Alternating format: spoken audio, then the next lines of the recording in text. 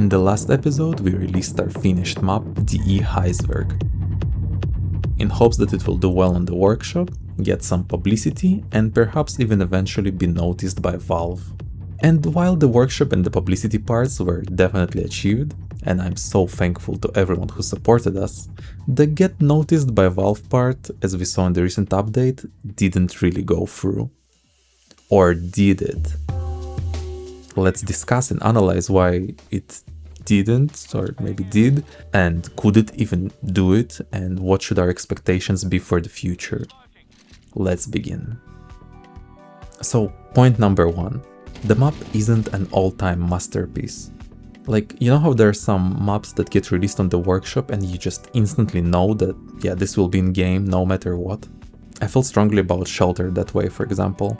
Just this certain clean quality and professionalism in execution that radiates this pure Valve energy throughout the entire level.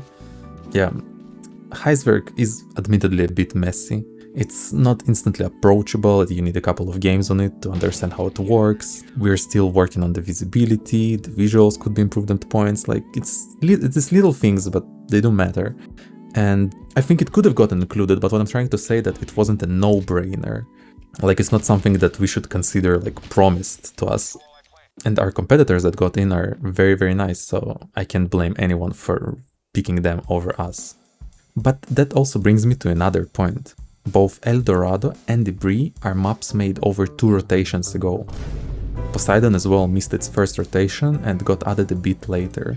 In combination with stuff I heard from the mappers behind some of the accepted maps, I understand it that Valve has like a backlog of maps they want to feature, especially for Wingman. And every time they see a new promising one, they add it to the list, but like to the back of the list. Which explains, for example, why they pick Debris over Outback, even though Outback by the same mapper is so much newer and shinier. I guess the lesson to learn here is that you shouldn't only aim to get into the next update, but rather also hope to be noticed by Valve and added to this list to be potentially featured sometime later. So now the question is, did we get on Valvestein's list? I'd say maybe. We held our workshop #1 spot for an entire week. We do have really good numbers there, and even my tweet announcing its release did considerably better than most other mapper ones. Though maybe that's just because Dima reposted it, shout out to Dima.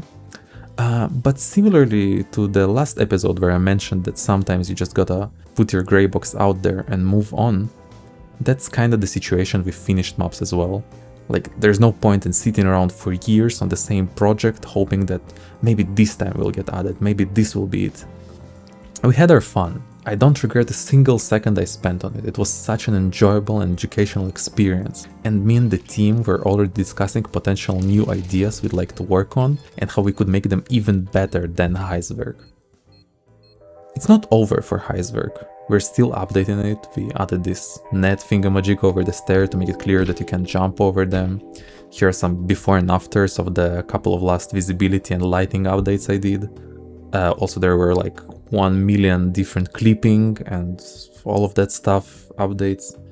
Jesus. To close out, I'll tell you a little secret. This isn't the last video about this map. There's still at least one more chapter in its journey, but I'm not allowed to talk about it yet. So for now, I'll just thank my 3 loyal channel members, Kolaman, Gonsam, and Olaf. And as always, thank you so much for watching. Make sure to like and subscribe. I'll see you hopefully in less than a month this time. Have a great rest of the day. Bye bye.